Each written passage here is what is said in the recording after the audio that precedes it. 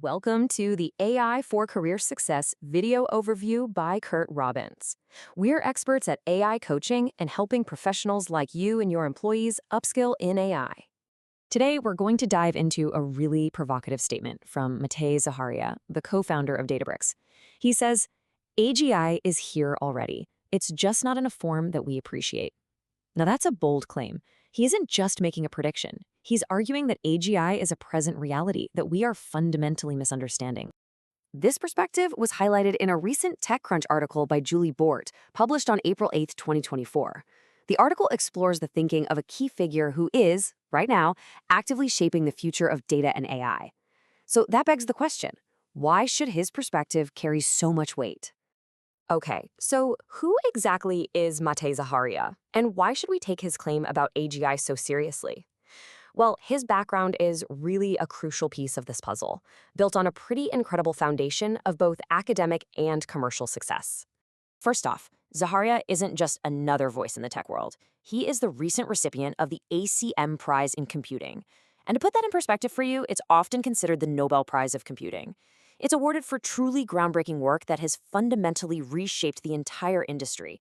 His journey really began to take shape at UC Berkeley, where his PhD project back in 2009 became the revolutionary open-source platform we now know as Apache Spark.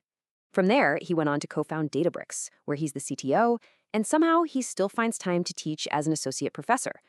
And that company he co-founded, Databricks, it has become an absolute powerhouse in the data and AI space. We're talking about a company with a valuation of $134 billion. And this isn't just paper value.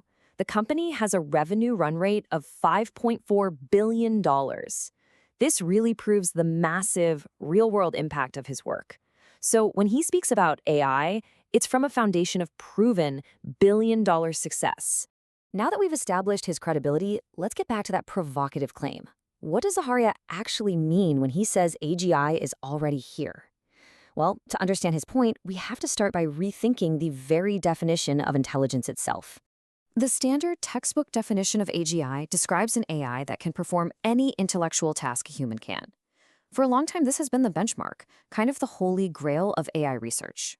But this is exactly where Zaharia challenges the status quo. His core argument is that our human-centric definition is completely flawed. He believes that by constantly measuring AI against ourselves, we are failing to see what it truly is and what it's really capable of. He uses the bar exam as a perfect example to illustrate this.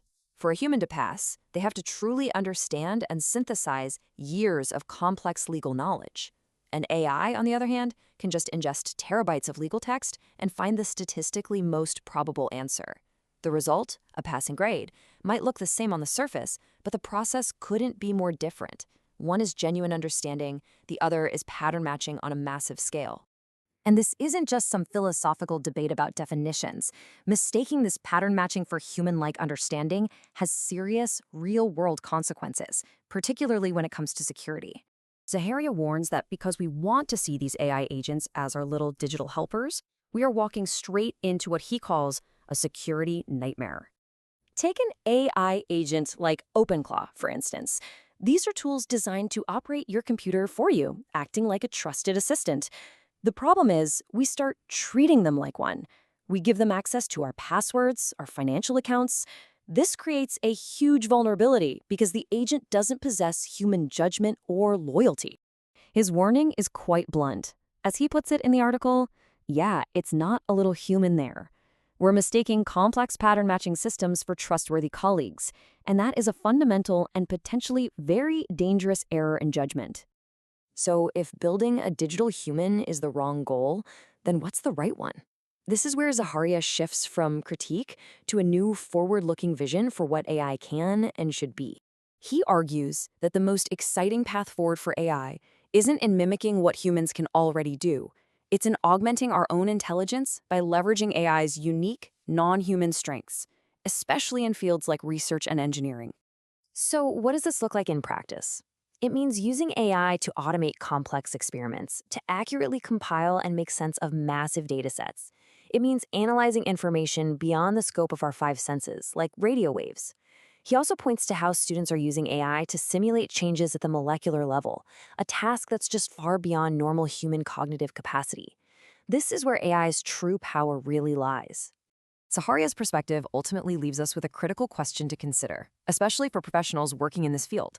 How do we, as developers, as strategists, and as users, pivot our focus from building AI that simply appears human to building AI that is genuinely and powerfully useful? Thank you for watching. This is where we teach you AI and help you get smarter than your competition. If you found this useful, you can use the QR code from the beginning of this video to buy us a coffee or to hire us for AI coaching for you or your employees.